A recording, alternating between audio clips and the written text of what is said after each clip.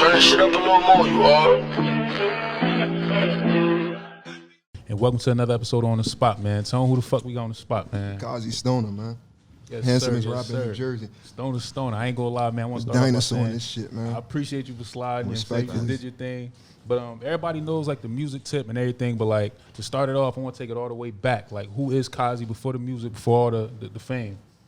Kazzie just a kid from Jersey, you know what I'm saying? A kid from Newark, New Jersey. Just being from a city where, you know what I'm saying, it's a lot of, you know, you gotta be strong to be from a city of Newark, you know what I'm saying? So it's just like, I'm just a kid from Jersey, just, you know, just trying to tell my story. You know, luckily I was a cool kid, and it's still, you know, a cool kid in the city, and being able to be around a lot of dope people and being able to, like I said, be around a lot of dope people and show me a lot of different things. So, you know, Kazzie just a kid from Jersey just trying to tell a story, you know? It's the best answer I could give. What was the day-to-day like? Like, what was the household like, siblings, everything, like the living situation? How was that? Like I said, four boys, one girl, you know what I'm saying? My mother had 4 boys. Before it was 4 of us, it was 3 of us, you know what I'm saying? So it was hard, you know what I'm saying? My mother was young when she had my older brother, so just being a young parent, you know what I'm saying? My father really wasn't too involved. His father really wasn't too involved. So, you know, she was just, you know, just getting it out the mud for real. So we seen a lot of shit, you know, that, you know, help us to be able to, you know, to move through what we going through, you know what I'm saying? So it was hard though coming up, you know? It was super hard. My mother just, me and the boys, you feel me? Just my mother and just us 3, so it was hard. I mean, growing up, what role did you play like in the household from a youngin'? I'm the middle child, so my role, you know, really was just to, you know, just to be there, just to support my brothers. You know, like my mother was busy doing what she was doing and trying to keep everything, you know, just keep everything standing. You know what I'm saying? So we all had to figure it out amongst ourselves. But me and my brothers, out of us 3, I always was the one that ventured out. You know what I'm saying? My older brother was more timid. My younger brother was just trying to follow whatever we was doing. But I always was the one to venture out. You know what I'm saying? To bring my brothers everywhere. Like if I go somewhere, I'm pulling my brothers in. You know what I'm saying? Like a lot of the people my brothers know from the city is kind of through me, being that I was the first one to jump off the porch. You know what I'm saying? But I was just that guy just to be home and just to help. You know what I'm saying? Just to be there. I want to touch on the relationship more with your brothers. What you said, your father wasn't really, you know, there. Did that bring y'all more close together, like growing up? Yeah, it definitely brought us way closer. You know what I'm saying? Because all I had was them. Like I said, my mother was running. She was available, but we literally just had each other. So it just taught us how to sharpen each other's swords, how to be men. You know what I'm saying? We had to learn early. So just being able to have my brothers to help me was a good thing. You know what I'm saying? Because we literally had to figure this shit out on our own. We still had the people that was pushing for us, like my grandfather. You know, we went down south to North Carolina being young, and we had other good influences, but it was still just us 3. So at what point did you kind of like turn to music? Is this something that's always been a part of your life? Yeah, I like 14. Like my older brother, he was more into the rapping, and he was trying to just get me to do it. Like I normally follow everything my big brother do, you know, normal little middle brother shit. So I was kind of following his lead. I ain't take it too serious. I was more caught up with like the shit that was going on outside, like the girls, the fun shit, you know what I'm saying? So I really wasn't too beat, but I started taking it serious as he was doing it with me. And also my mother was in the industry. She was managing a guy named Reborn. Excuse me. And, you know, she was, you know, just trying to help us kind of, you know, just figuring out what we were trying to do for real. Once she seen we was taking it serious, she put her input on it, and music started early in home, though. Like, all 3 of us, me and my brother, we was called the popular kids at first.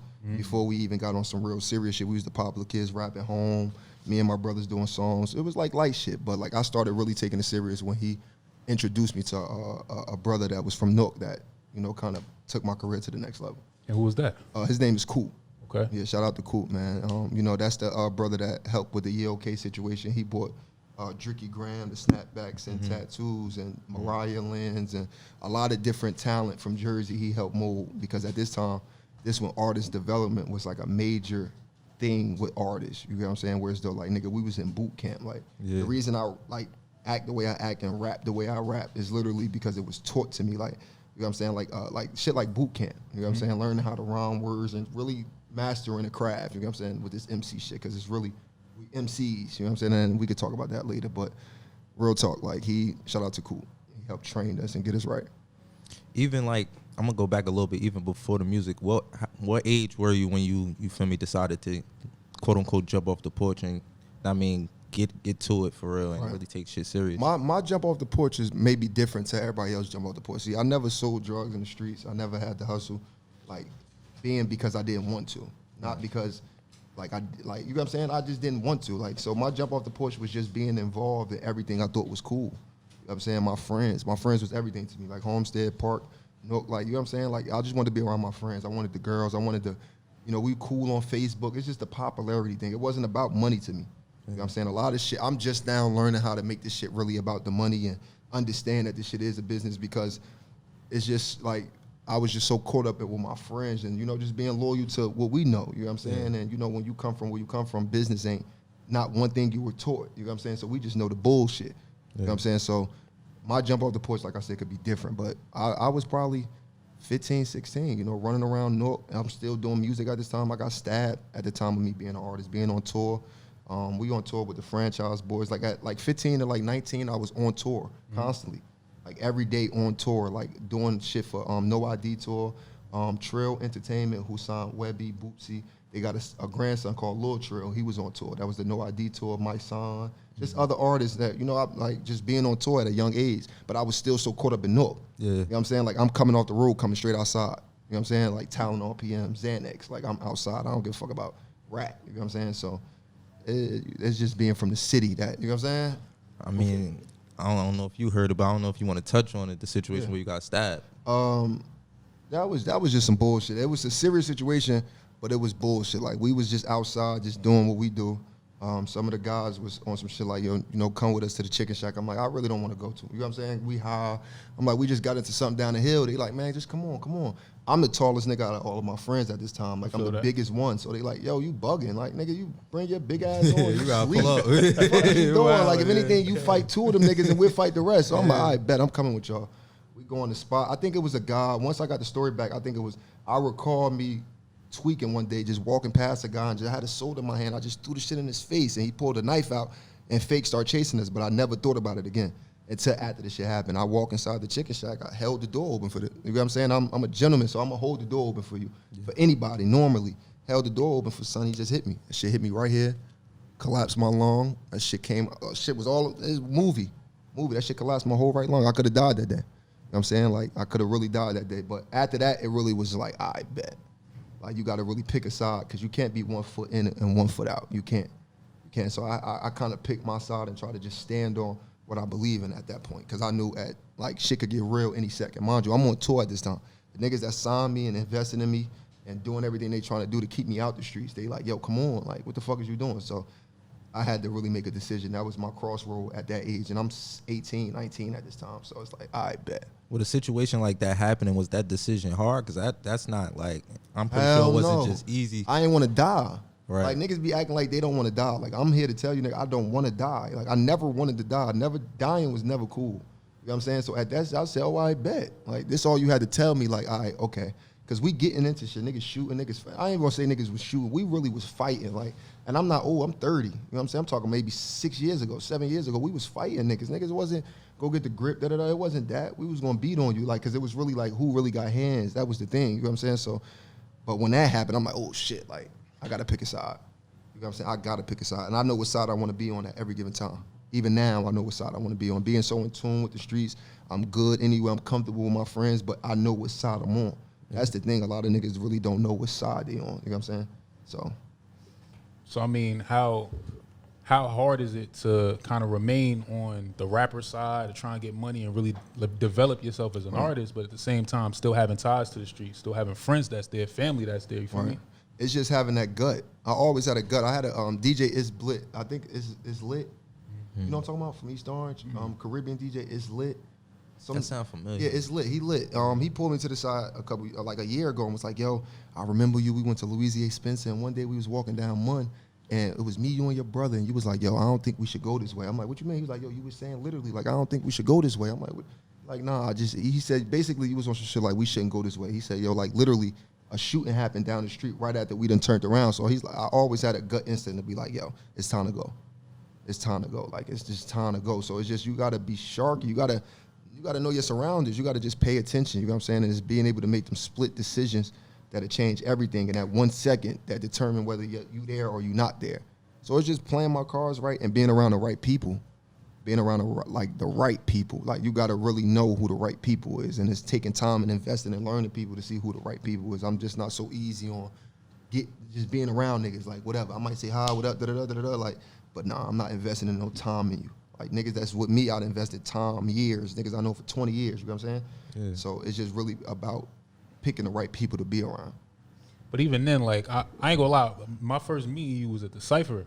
And I noticed, like, kind of from afar, like, when you walked through the room, you went out your way, like, you said hi to everybody. Right, like, you talked to everybody humble. Type shit. Being humble. Like I said, I know who I am. I ain't the toughest nigga. I would beat the shit out you. Niggas don't, like, I would do that, like, but I'm humble. Like I'm humble, because that's all I know. Since I jumped off the porch, I've been humble. I never been a tough guy, never been a guy niggas fear, none of that. I'm cool with that. I know my role. My role is to be Kazzie. Be Kazzie, like, just be you. Niggas fuck with you. And then once I see niggas just fuck with who I am, why do I gotta be anybody else? Why do I gotta play tough? Why do I gotta change my attitude or be somebody you want me to be and you trick me out my spot? Because a lot of niggas is not even here no more. Most of the niggas I ever have, you know what I'm saying, run-ins with niggas is not even here no more. You know what I'm saying? It's about the niggas that survive and still here. Like, niggas want to tell stories about the toughest niggas. Niggas be in the dirt. You know what I'm saying? Talk about the niggas that's still on earth, moving around and still comfortable. A lot of niggas still not here, you know what I'm saying? So it's about making them right decisions. A lot of niggas didn't make the right decisions. Like, so it's just trying to master that craft of making the right decisions. So I kind of want to take us to 2013. You lit, right? Music started. Was that like your first year in the music? Like, seriously? Nah, hell no. 2013 was my breakout year. 14 was my breakout year. Yeah, that was just a breakout. I already did the song with Waka. We brought Waka Flocka to Newark, to the Key Club. We Don't Fuck With That record. Gave Waka $12,000 for the song. Went to Atlanta, did the feature with him and Benny. You know what I'm saying? So we was already moving around. Like I said, we was already on tour. Snapbacks and Tattoos was lit. That was my right-hand man, Dricky Graham. Snapbacks and Tattoos went platinum. It's like the first independent label from Jersey. No, I ain't gonna say the first, excuse me. At this time, we was platinum as a label from Newark, New Jersey. You know what I'm saying? Snapbacks and Tattoos. That shit went platinum. Yeah, I told bro the other day, like, it's a funny story. That nigga, like, he rapped at my older brother graduation party at my cookout. Like, I swear to God, he was rapping. He was just rapping. And my hot uncle was mad as hell because like, he was cursing in front of the kids. And shit. I think I was there. But like, it was just a good time to, you know what I'm saying, to be alive and be doing music. And at this time, you only had like the Arsenals, the Sue Surfs, like nobody was caught up on rap. Rap wasn't the thing. You know, rap is more of the thing now. It's the hip thing. You know what I'm saying? So we was like motherfucking like white men in a black neighborhood. You know what I'm saying? Everybody was fucking with it, but they like, whatever. You know what I'm saying? But this nigga Platinum at the time. Like, Platinum is 1 million records sold. Yeah. He's Platinum. We signed the E1 at the time. So it's like, it was a dope time. You know what I'm saying? Shout out to Dricky. So you go from Snapbacks and Tattoos, like you said, you and your man's going crazy, to Yeah, Okay. Right. And you get Rick Ross on that shit. Yeah, that was crazy. How did that happen? That was crazy. Our whole thing was the illusion. You know, music is illusion.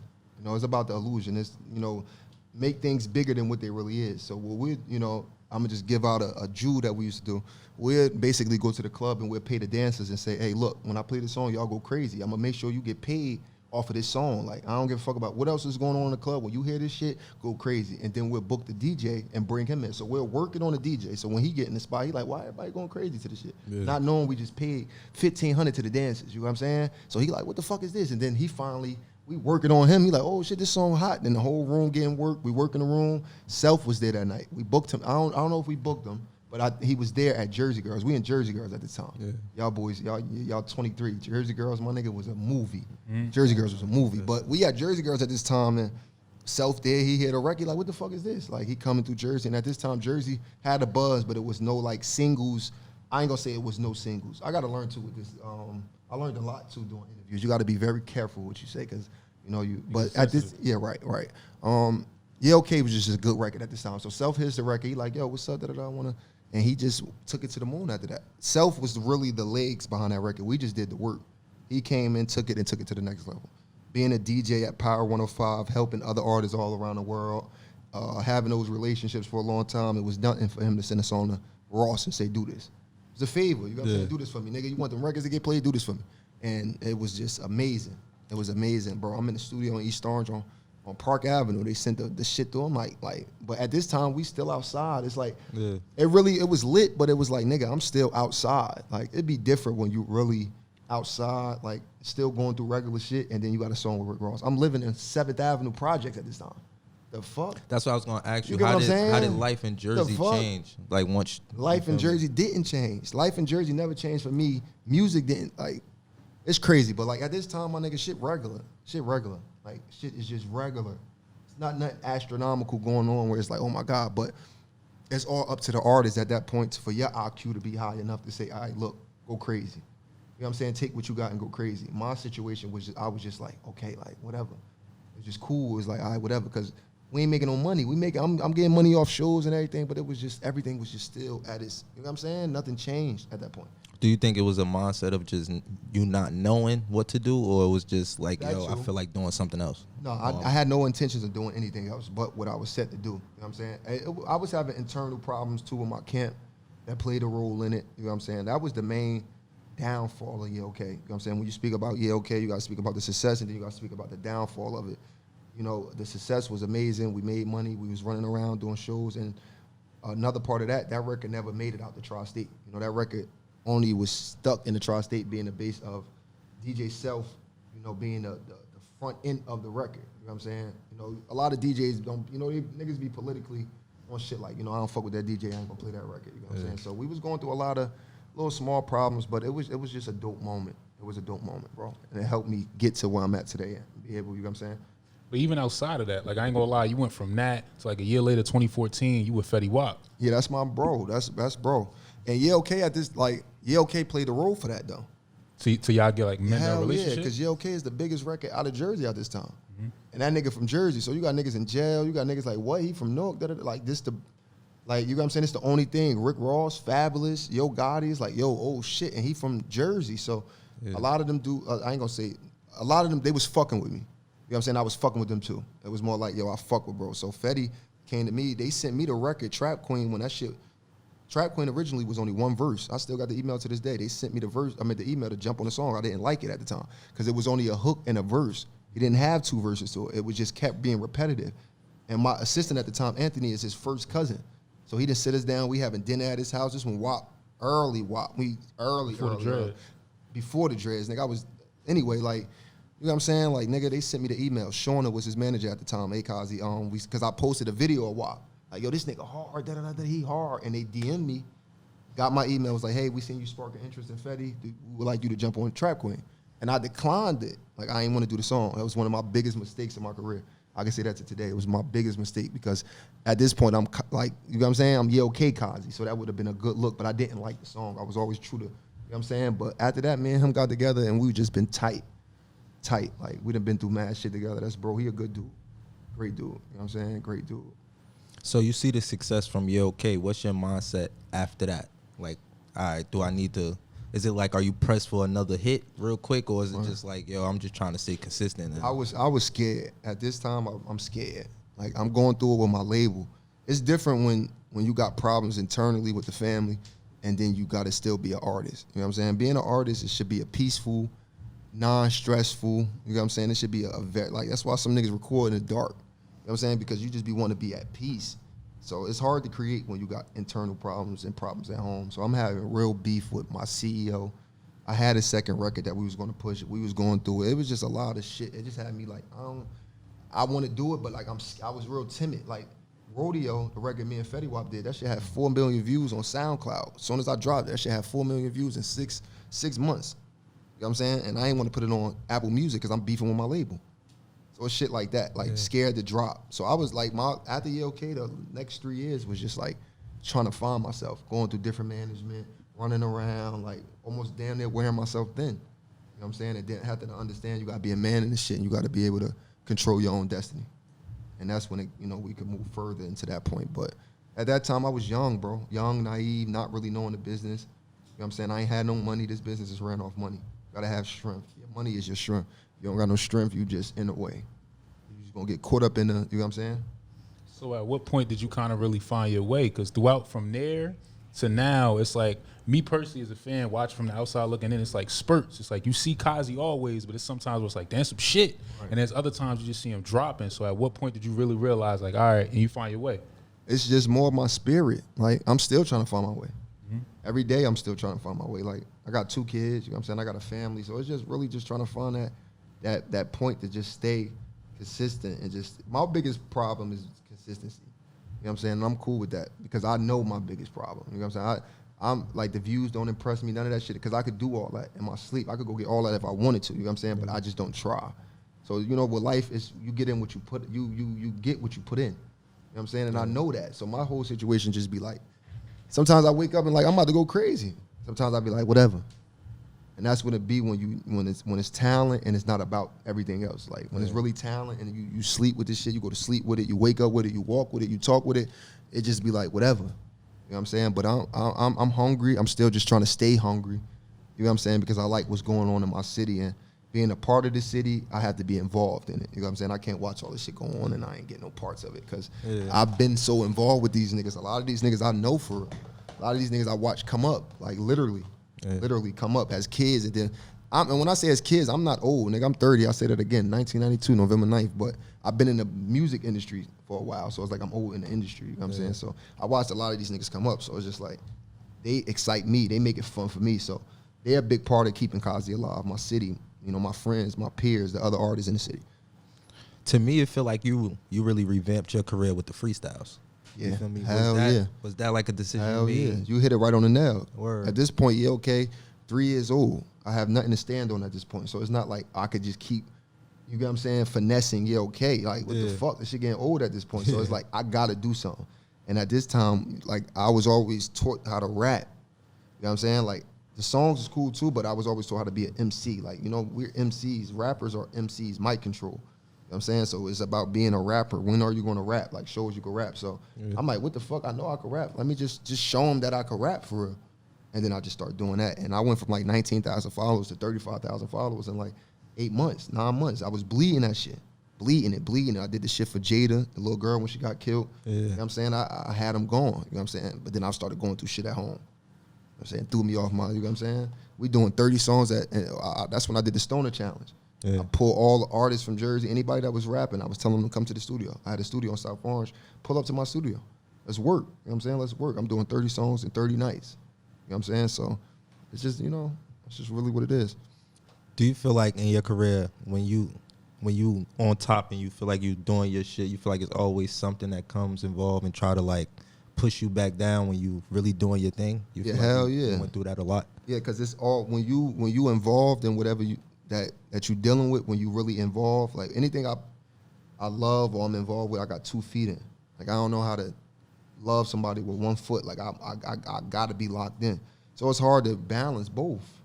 That's just for anybody that's really dedicated to anything they fuck with. You know what I'm saying? I'm loyal to anything I believe in, so I can't just let something just die out. I gotta fuck with this and so it's just learning how to juggle. Just mastering the craft and learning how to manage time and juggling. You know what I'm saying? I got 2 kids. I got a family I really care about for real, for real. You know what I'm saying? Like, because if this shit all fails, that's all I got. So it's like trying to make sure I stand on that, then stand on this, and then stand on that, and then stand on this. Like, we trying to stand on 10 different things at one time. It's not easy. Shout out to the people that's doing it, you know what I'm saying? Like, but, you know, we learn it. We learn it every day. And it's just about just keeping that face card good. You know what I'm saying? And keeping your face good. Like, just being able to just jump in whenever you want. A lot of niggas don't have that ability to be able just to jump in when the double dutch going. A lot of niggas got to watch and just sit on the side like, damn, them niggas turn. Like, it's just being able to have that ability to be able to have that face card to jump in whenever it's lit. You know what I'm saying? So, like, being somebody that's been in this music shit or the music scene in Jersey for like 10 years, what's your opinion on the turn it took to now to where you rapped about in your freestyle is lit to talk about niggas that's dying and shooting and killing niggas, but you don't really talk like that. So what's your opinion on like that kind of culture? I fuck with it. I fuck with it because I feel like everybody got to tell a story. You can't tell a nigga not to tell what he know. That's crazy. Like, rap is art. Like, rap was always about art. You drawing a picture that you see. So you can't tell somebody what to draw in a picture. It's just about whatever you believe in. You know what I'm saying? I feel like what I believe in, it cross paths on what they believe in.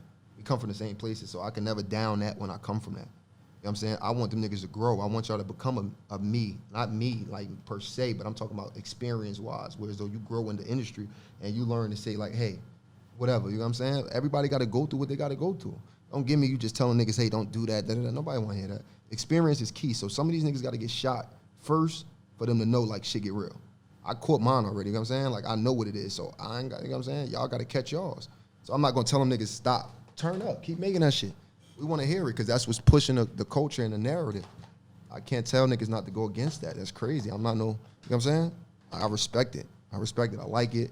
I listen to it. I just don't create it because I'm not there myself. You know what I'm saying? I had my time of that. And if I want to talk, like the niggas I'm around, we don't talk like that. We don't talk like that. Because, like, you know what I'm saying? Niggas is grown and we got shit going on, so niggas don't talk like, you know what I'm saying? But I respect it and I love it. What's something you wish you would have knew that you know now that you would have knew like in 2013? What's something like something to deal with music, like in the industry, shit like that? Like, what's something you wish you knew back then? Bet on yourself. Like, bet on yourself. I was so dependent. We would spoil you. When you sign to a label, you become spoiled. When you get caught up young, you know what I'm saying, coming from a household where you spoiled already, then get signed, niggas giving you watches, everything you eat paid for, every trip you want paid for, you on tour, but you just spoil you like a fucking kid in a candy store.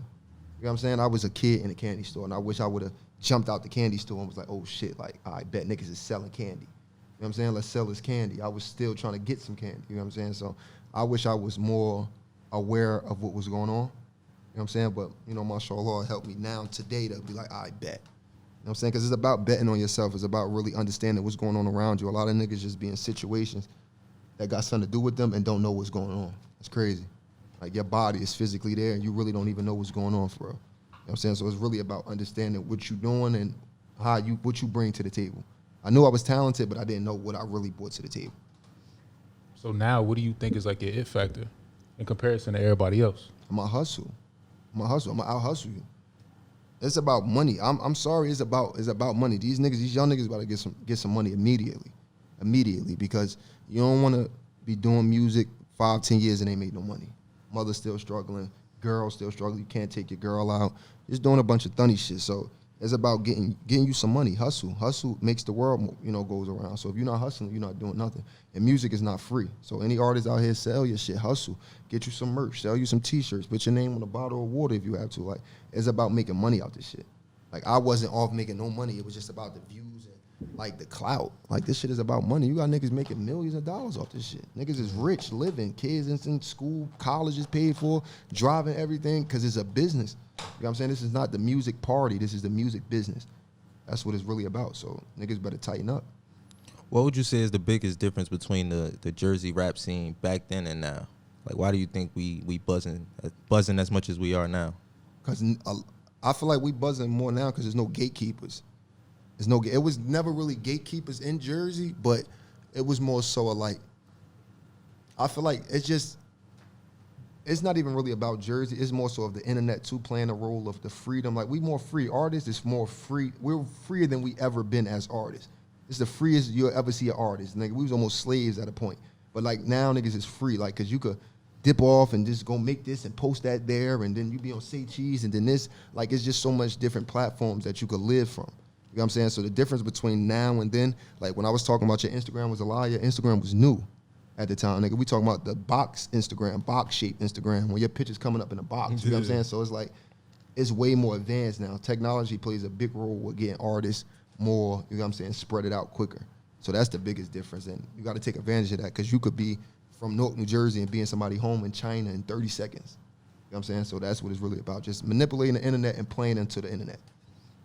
So with somebody that kind of like got tenure in this shit, where do you see yourself going next? Like, what's your next moves, and what do you got planned?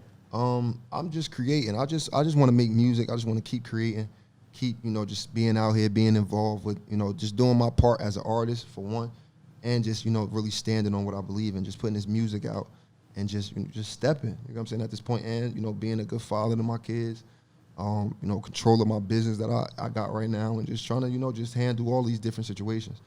But, you know, music is art, so I'm still painting, we still having fun, and just trying to get back into having fun. That's what it's really about. You're supposed to be having fun with this music. It should just be fun. Yeah. You know what I'm saying? Like, it's about having fun. So just getting back into having fun with it. You know, being outside, doing these freestyles, being here, you know, just being back outside. So, what's the process? Like, what's your process with creating? Like, is it just more you got to be inspired by something, or is it just you could just sit in the stew and just come up with some shit? It's more just being in there, being in the spot. I like pressure. Like, it's about being thrown in situations where you just don't know what's going to happen. Mm-hmm. You know what I'm saying? And you just bet on yourself. Like, so I just like going in there. Like, sometimes I go to the studio, I don't got nothing in my phone. I don't know what beat I'm about to listen to. I just grab something and just go. You know what I'm saying? It's just about just going sometimes. And that's the beauty of being in the studio, being an artist, like just painting when you want. And you know what I'm saying? Yeah. A lot of shit do come off of, you know, situations and things you're dealing with, but most of the time it's just creating. So who's your biggest inspiration musically? Whether it be locally or like a big artist? Biggest inspiration musically, I would have to say like the guys I seen first, like the Redmans, and you know what I'm saying? I was living on South Orange Ave, 19th Street. He's from 20th Street. His mother's house is still on 20th Street. So being from there and being a kid from over there and seeing Redman go to the store every day, and not every day, but being in the area at this time, and knowing what he had going on, it just was like I could do that. Like, you know what I'm saying? Looking up to somebody. Like, so I would say like Redman, the Lil Wayne's. I always was a big fan of Lil Wayne, shit like that. So going forward, you think are we gonna see more tapes from you, more consistent drops? Yeah, definitely more consistent drops. Cause I feel like now is, you know, better now than never. You know what I'm saying? Like, you know, what I be loving to see is just to see people still fucking with it. You know what I'm saying? That'd be the main thing. Sometimes we be our own worst enemy. We be in our own head beefing with yourself. So it's like, it's just good to see the welcoming of the people. You know what I'm saying? That was the thing that always drove me to keep going, just seeing people accepting me.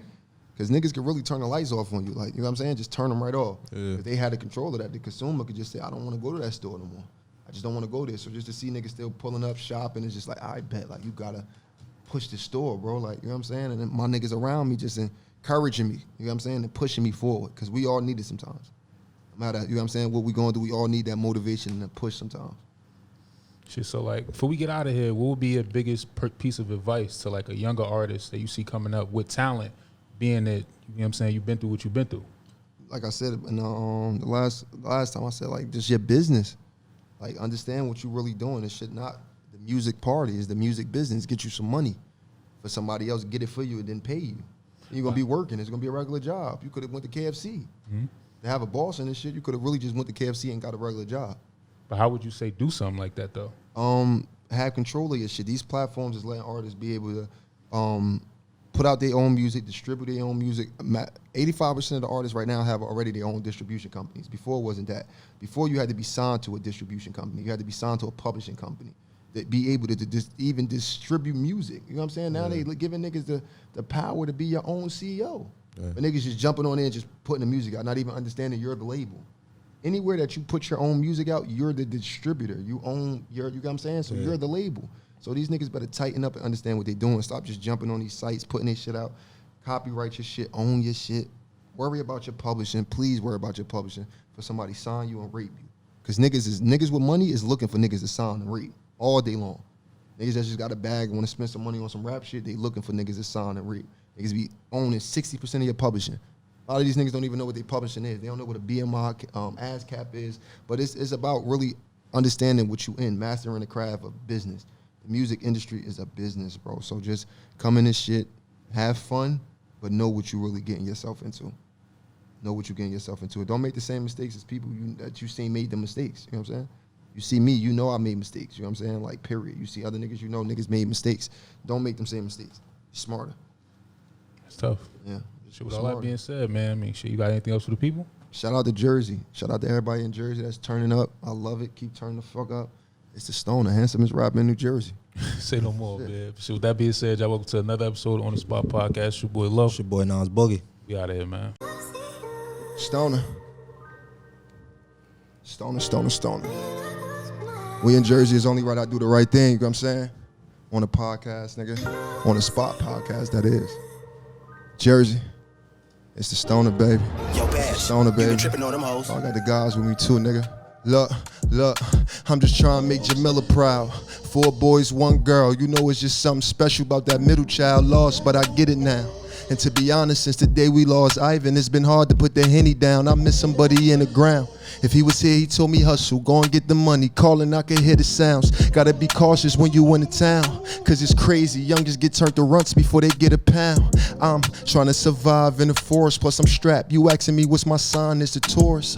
Just being honest, I can't lie on the course. Only time when I'm lying, if I'm lying to the courts. Never leave my brother, no I'm riding for the fort. Cause you know if you my dog, if it's mine, then it's yours. Remember old days getting fried by the porch, and Brody had hoop dreams, but he died on the court from the city where they tote guns and they spray them, and bullets don't got no name, so they hit kids when they playing, trying to up the score. Another body on the pavement, then go put it on a song, and that's the shit these niggas playing. How I'ma trust a soul when I know these niggas tainted, and he say they call them slime, yeah, that's only cause you snaked them. Heard they was in their feelings, they was crying when they baked them. Threw him a pity party, I declined the invitations. Bro in the books, he just try and keep his brain fed. The perkies for the trauma, cause the doc ain't give us pain meds. Me thinking we used to all sleep in the same bed. Was broke when we lost granny, cause the cancer and the leg spread. Give him facts, I gotta give him the truth. I knew my brother was a stepper, I seen him tying his boots. Problems with the other side, and he just itching to shoot. Popping 10, spinning bins to get revenge for the troops. When you in the cell waiting to come home, that's the worst stress. Got brothers in the dirt, it's sad, cause he ain't know his worth yet. I give you the world and I won't ask you for a lurk back. Was sleeping on the gang, it's cool, they made him take a dirt nap. Walk before you crawl and then you turn him to a rider. Judge gave him 30 years, but we respect him cause he's solid. Raised by the streets, he ain't even have a father. Raised by the streets, he ain't never have a father. Caught up in them streets, you get ate up and get swallowed. Belly of the beast, I'm in the stomach of the monster. He said, ready to die like Biggie, damn, who's it's the stoner motherfucker, I be blowing like a roster. He said, ready to die, nigga, who shot ya? Bitch, please, I make you sing like Sinatra. My New York bitch, she said, I'm always on that time, and I'm straight up out the mud, but ain't a smudge on these diamonds, the stoner, nigga. Yeah, what the fuck going on? Stoner, stoner, stoner.